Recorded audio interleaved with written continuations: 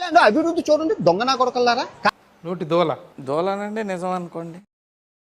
ఇక్కడ థాయిలాండ్ మీ ఆడపిల్లలు వస్తే సేఫ్ గా మళ్ళీ ఇంటికి వెళ్ళిపోతుంది. అంత ఎందుకండి, సెకండ్ షో సినిమాకి వెళ్ళొద్దండి, సేఫ్టీగా ఇంటికి వచ్చేద్దండి.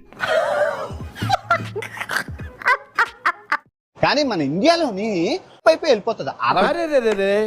పెద్ద సమస్య వచ్చి పడిందే, ఇప్పుడు ఏం చేద్దాం? ఇండియన్స్ అందరినీ, తెలుగు వారందరినీ, తెలుగు వాళ్ళందరినీ తిట్టాడు అంటే నువ్వు ఇంకా అదే అటుకొని పిసుకున్నావు అనుకో, సంకనాకపోతావు. వాడు సంక నువ్వు నాకు, వాడు నీ సంక నాకుతాడు. మీరు చూడండి 197 దేశాల వాళ్ళు థాయిలాండ్కి వచ్చి సేఫ్ గా వెళ్తున్నారు. మనుషుల్ని, ఆవుల్ని, గేదెల్ని అర్థం లేకుండా ఏమిట్రా మాటలు. అంతేకాదు ఇండియాని చాలా చులకం చేశాడు ఈ వీడియోలో. మధ్యస్థిమితం పోయింది అంటే నాకు పిచ్చా? అవును, క్లియర్ గా ఉందిగా. ఏ దేశం వెళ్ళినా అక్కడ ఒక లోకల్ వైఫ్ ని సెట్ చేసుకుంటాడు.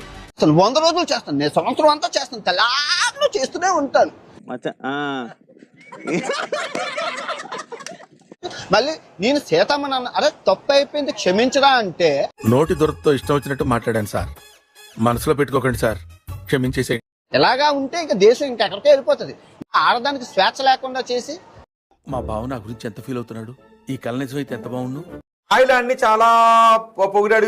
నువ్వు నీ బతుకు ప్రతి సంవత్సరం, అందుకే ఒకసారి థాయిలాండ్ వచ్చి సావండి, మీకు అర్థమవుతుంది. అడగకుండా మీరు ఎందుకండి సలహా ఇవ్వడం? అడగకుండా ఇచ్చేదాన్ని సలహా అంటారు, కెలుక్కుంటే వచ్చేదాన్నే వాసన అంటారు.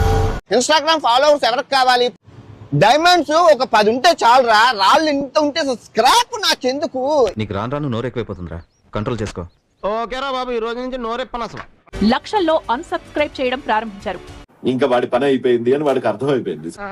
నా పని అయిపోయింది అల్లుడు, అయిపోయింది. అయిపోతే తెలాబ్లో నేను వీడియోలు చేస్తూనే ఉంటాను, నువ్వు కమెంట్ లెట్టలాక చచ్చిపోవాలి, నీకు పిచ్చకపోవాలి.